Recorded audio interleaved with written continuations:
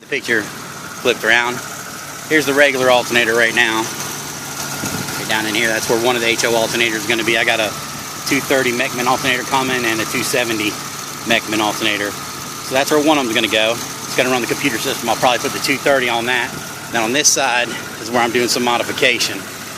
I'm going to take the power steering reservoir and move it. It's going to, where it's curved right here, it's going to take and be turned. And this module right here is going to be moved back there out of the way. This is going to go tuck up in here under this stuff. And I'm going to run new lines from underneath it down here all the way down, and a new line on the front going to the front of the motor. Now I'm going to run this extra pulley you see spinning right there. That's where the power steering is. And here's the issue I have. I doubled the power steering pulleys up. It's going to leave this area open.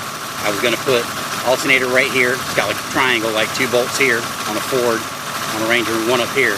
What I was going to do was bring a bracket off of that, like an L shape, flat and down to where the hood will close and clear the top of the alternator. And then I was going to have it to where the pulleys line up, and I have 3 threaded rods. So when I put the alternator on, it slides on the threaded rods. The bolt will already be screwed on the threaded rod, and when I back the bolts out, I've ordered a 29.5-inch belt.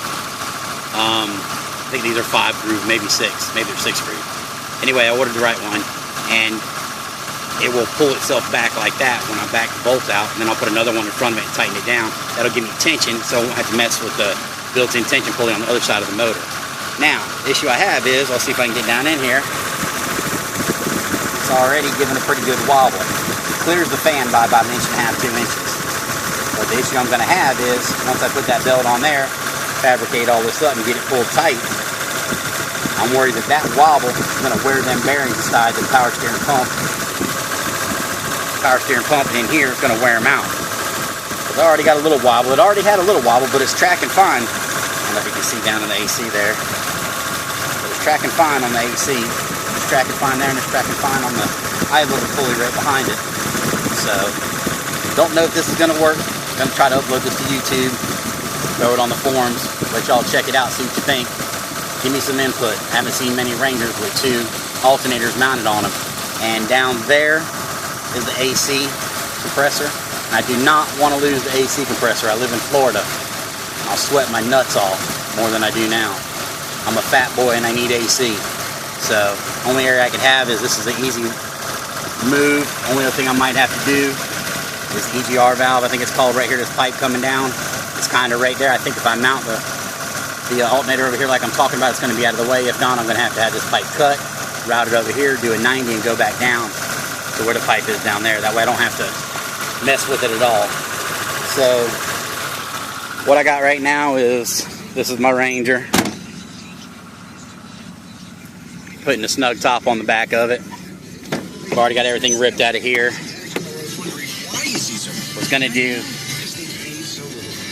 Was gonna do a full cut through and walk through all the way, but I think we've decided to go ahead and put the snug top on it, put the accordion boot on there, and probably cut this out right under here, leave all this for bracing, and put a piece of wood across there.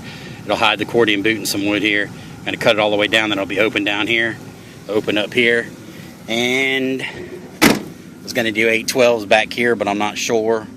Maybe 4 615 all-American base stuff.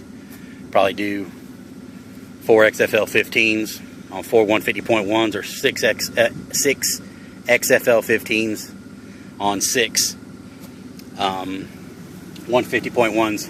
I also have, I'm using 6-volt batteries out of a golf cart. I've got 8 of those. One of them is 220 amp hours or whatever. It's equivalent to, one of those batteries is equivalent to 2 Group 31 batteries. So I have 8 of the golf cart batteries, equivalent to 16 Group 31 batteries, and they'll all be put back here in some type of box once I get the top on it and everything. And I think that's about it. I've already got the big 3 done under here, as you can see. Got it going from the alternator over, got it coming across, and it's going to, see all the grounds right there, got 3 grounds coming off it, got the positive going to there. That's all irrelevant, because when I have a 230, 270 amp alternator, I think I'll have enough. Worst case scenario is on that side, if I have to move that battery's going to come over and go right here. I'm going to lose these two boxes. I'm going to move this back out of the way. I'm going to build a battery box here, maybe put a second battery up front, or just move that battery over here. That'll give me more room over there to work with the alternator. But like I said, the biggest worry that I have right now is that pulley. I ran it at 85, well I ran it at 80 miles an hour down the road just a while ago.